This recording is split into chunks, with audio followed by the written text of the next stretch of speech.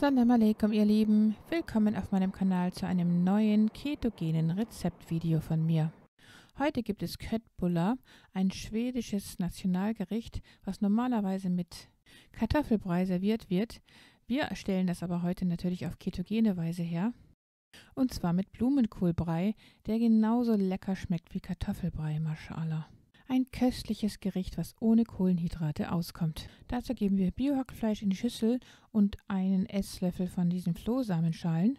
Und dazu kommen noch folgende Gewürze: ein Teelöffel Kurkuma, eine Prise frisch gestoßener schwarzer Biopfeffer, ein Teelöffel Knoblauchpulver, mein Rosmarinsalz, mein Video dazu verlinke ich euch gerne oben, und 2 Teelöffel frisch gemahlener Koriander. In meine alte Gewürzmaschine gebe ich eine gehackte Zwiebel und einige Knoblauchzehen hinein und ein Bio-Ei, welches die Flüssigkeit dafür bereitstellt, damit das Ganze richtig gründlich durchpüriert werden kann. Denn ich mag es lieber in den Hackfleischbällchen, wenn Zwiebel und Knoblauch ganz fein püriert sind. Diese Mischung kommt jetzt zu dem Hackfleisch hinzu. Ferner kommt noch ein Teelöffel getrocknete Minze hinzu und ein Esslöffel blanchierte gemahlene Mandeln. Das waren alle Zutaten jetzt hier für diese zu entstehenden Hackfleischbällchen.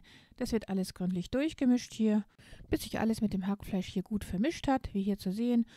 Und daraus werden wir jetzt kleine Hackfleischbällchen mit der Hand formen. Je kleiner die sind, umso schöner sehen sie aus fürs Auge, wie ich finde.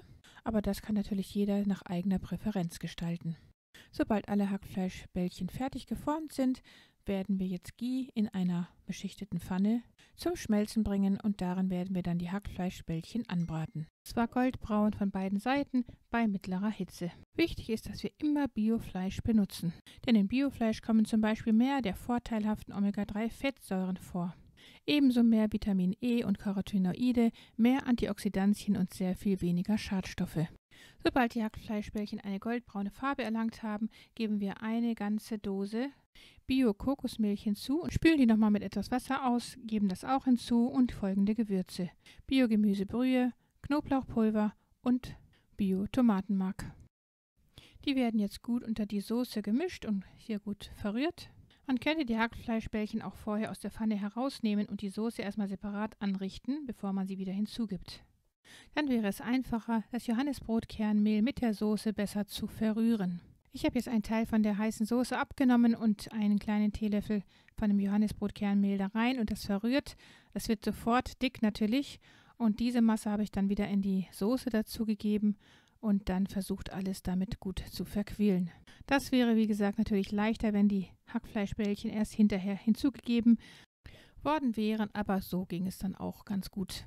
Wir sehen, dass die Soße jetzt eine richtig schöne, dickflüssige Konsistenz hat und auch eine sehr schöne Farbe. Nachdem die Hackfleischbällchen nochmal 10 Minuten in der Soße auf kleiner Flamme geköchelt haben. In der Zeit haben wir dann einen halben Bio-Blumenkohl in Salzwasser gar gekocht, abgegossen und jetzt mit etwas Biobutter vermischt und mit Parmesankäse, Himalaya-Salz, frisch gestoßener schwarzer Pfeffer und etwas Muskatnuss vermischt. Wenn man die Konsistenz des Blumenkohlbreis genauso fest und dickflüssig in der Konsistenz haben möchte, wie das bei Kartoffelbrei der Fall ist, dann könnte man noch einen Teelöffel Flohsamenschalenpulver hinzugeben. Und dann wird die Mischung mit dem Kartoffelstampfer zerdrückt und hinterher mit einem Pürierstab zu einem feinen Brei püriert. Und schon haben wir einen köstlichen, cremigen Blumenkohlbrei erstellt, bei dem man den Blumenkohl gar nicht herausschmecken konnte, wie ich fand. Ich fand den richtig köstlich. Und er passt eben sehr gut als Beilage zu diesen leckeren schwedischen Köttbullar, die man noch mit etwas gehackter Petersilie dekorieren könnte. Alle Kohlvarietäten, wie auch der Blumenkohl, enthalten Senfölglykoside, wobei sich deren Zusammensetzung und Gehalt unterscheiden. Im Blumenkohl stecken beispielsweise Senigrin, Glucoraphanin und Glucobrasicin.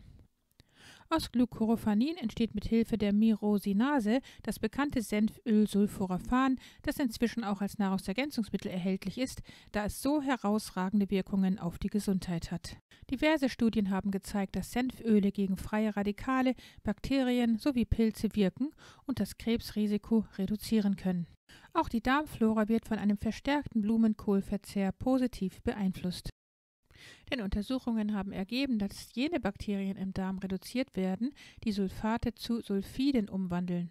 Diese Veränderung der Darmflora wirkt sich deshalb positiv auf die Magen-Darm-Gesundheit aus, da Sulfate den Gallefluss anregen und verdauungsfördernd wirken, während Sulfide zu Allergien und Entzündungen führen können. Gerade Menschen mit chronischen Darmentzündungen und Darmkrebs weisen oft eine zu hohe Sulfidkonzentration im Körper auf und können somit von Blumenkohl auf besondere Weise profitieren.